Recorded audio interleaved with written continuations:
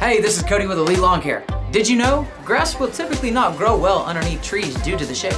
Most types of grass, especially Bermuda, will prefer sunlight. But this gets blocked out by the shade casted from tree canopies. The amount of shade increases as the tree grows. And eventually, the grass beneath it will begin to die. With less light, you will get less photosynthesis, which means less food for your plant. Your grass will compete with tree roots for water and soil nutrients, especially underneath the canopy of a large tree. So if you want to keep your grass underneath the tree while keeping it healthy, try pruning the tree and the canopy above and around the lawn to improve the penetration of the sunlight to the grass below. Mowing the grass in shaded areas slightly higher than the recommended mowing height may help with the resilience of your grass. Also, try to reduce the foot traffic on shaded areas of grass as much as possible to give your grass more time to recover in those thinning areas. Some grass types will have an easier time growing in the shade, such as your fescues, if you don't mind switching grass types. But there are some good alternatives to having grass in shaded areas, such as laying down bricks, wood, or cement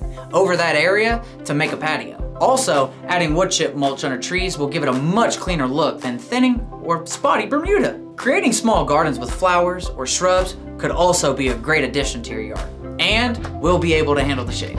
Or you could use rocks or pebbles if you'd rather have less maintenance to deal with. But if you do decide to keep grass in these areas, Elite Lawn Care can make sure that your turf stays healthy and strong by providing fertilization, weed control, and soil conditioning throughout the year. So, we'll see you out there on the turf.